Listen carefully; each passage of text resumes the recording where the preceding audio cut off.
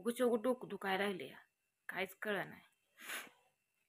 काय घायकूत आलं म्हणून पण कळलं नाही आणि काहीच कळलं नाही.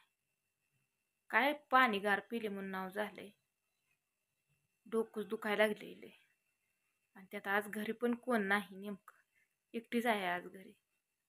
पोरं गावात गेली त्या आणि ह्यांनी पण गेले तर तिघं पण गावात गेली ती. एकटीच आहे आज घरी. काय पुसू पण वाटत नाही. ऊन असलं पडलंय. उदास वाटायला लागले आज. काय करू काय नाही काहीच कळलं नाही. जीवाला बरं असलं तर बरं आहे बघा. जरा काय जीवाला त्रास व्हायला लागला की माणसाला सोसत नाही.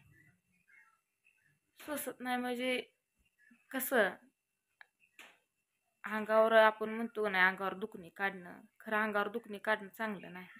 जावायच तेव्हा दवाखान्यात गेलेलं बरं. पण दवाखान्यात जायचं पण भ्या वाटतंय. सारखं ते इंजेक्शन करून घेणं किंवा सलाईन लावणं नको वाटतं या.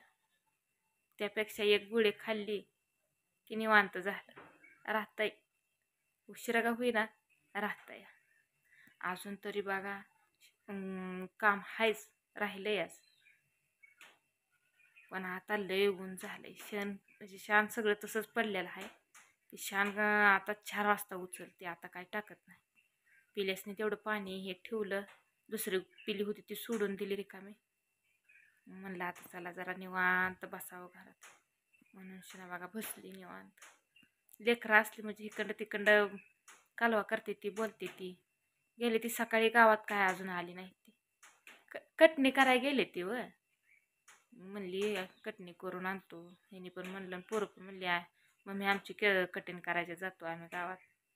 जावा म्हणलं या जावा. आता लई दिवस झाले गेला पण नाही. या जावा जाऊन शिना. देव पण पुजलं बरं का म्या. देव पुजलं. ह्या हे दूध पण तापवलं. हां दूध हे तापवून ठेवलंय तिकडे. देव पुजलेत. माझा आवाज पण आज बाहेर निघणार. आणि हे मी 1-2-3 सारं लावलं होतं कांद.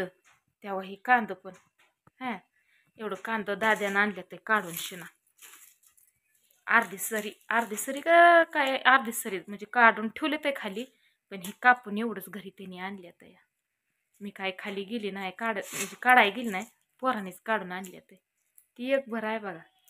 काय ना काय पोरं काम सोपं करते ती. अजून पाणी भरायचं आहे. मोटर चाललं नाही. अशी थोडी चालती, पाणी येतंय का नाही तोपर्यंत असं लगेच मोटर बंद होते. पाणी निघतंय म्हणून पण कळलं नाही ना लाईट कमी आहे म्हणून पण कळलं नाही. काय म्हणते ते नाही तसं काम झालंय. आज गुराला पण पाणी पुरतं नव्हतं. दुसरा बॅलर भरून ठेवला होता ते मग उपसला.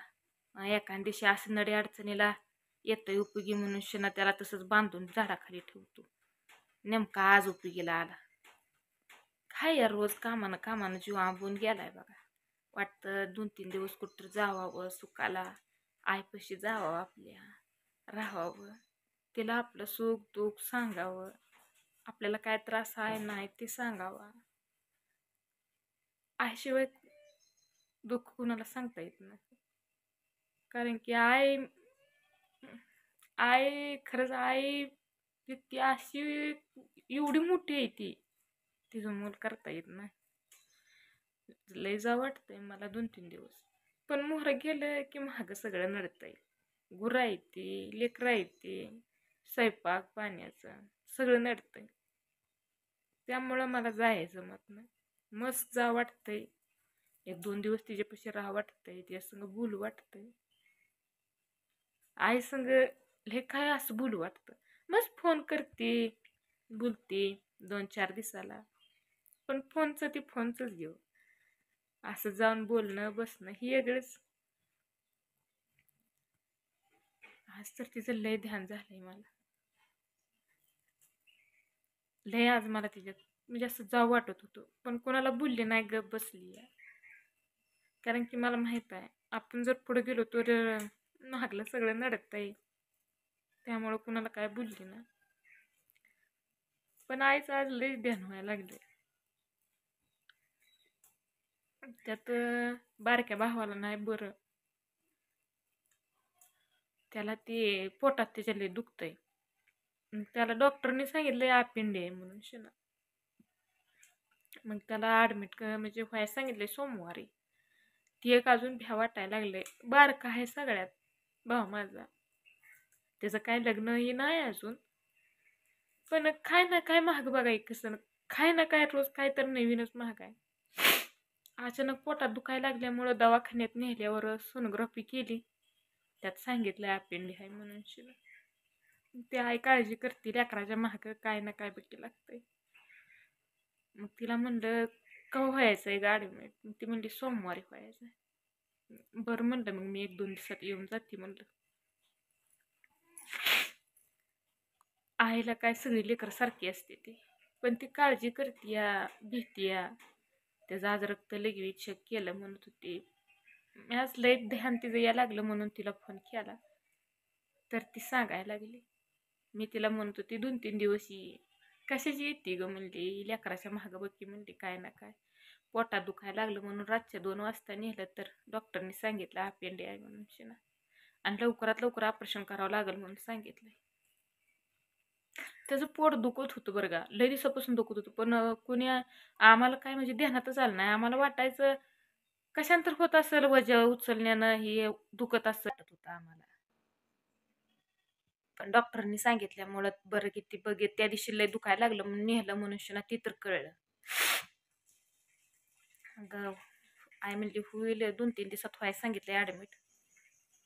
लगेच होताय म्हणजे पैसे तर लागतात लगेच म्हणले सगळं होतंय का. बरं म्हणलं असले काय टेन्शन घेऊ नको काय होत नाही म्हणलं. डॉक्टर लोक ते दुर्बिणीनं पण करते ते टाक्यानं पण करते ते. जे आपल्याला सोपं पडेल तशी ती करते तीच म्हणलं. काय ना काय महाग आहेच बघा. भाऊ सुखात असलं म्हणजे काय टेन्शन नसतं. लेकराचं लगीन यावं नाही तोपर्यंत काय तर महाग लागतंय. असं द्या त्यातनं पण ते बघितल्यामुळं कळलं तर. आणि खरंच बरं का बहिणीला मग ती कोणची पण बहीण असू दे भावाची माया येतेच. भावासाठी जीव तिचा तुटतोच. पण कसं आहे माहिती आहे का त्याला वाटतंय मला एवढं झालं आका आली नाही. फोन केला तरी पण आका आली नाही. पण त्याला कसं सांगू इथं मागं सगळं नडतंय. जरी आपण गेलो तर मग वैरण काढी नाही रानात गुरं नेवं लागते ती या गुराप आहे दुसरं काय नाही. लेकरं अजून बारकी आहे ती म्हणतो माझं एवढं पोटात दुखलं मला रातचं दवाखान्यात नेलं तर तू आली नाही. रागाला जाणार आहे साहजिक आहे. त्याला काय वाटेल मला एवढा त्रास झाला तर माझ्यापर्यंत आका आली नाही. तर रागाला नीट समजून सांगितल्यावर नाही जाणार. पण मलाच वाईट वाटायला लागले एवढं त्याचं झालं म्हणजे काय टेन्शन नाही. म्हणजे सगळं काय असेल ते नीटनीटकं ऑपरेशन त्याचं व्हावं. लहान धाकटा आहे व त्यामुळे त्याची लय माया येते मला.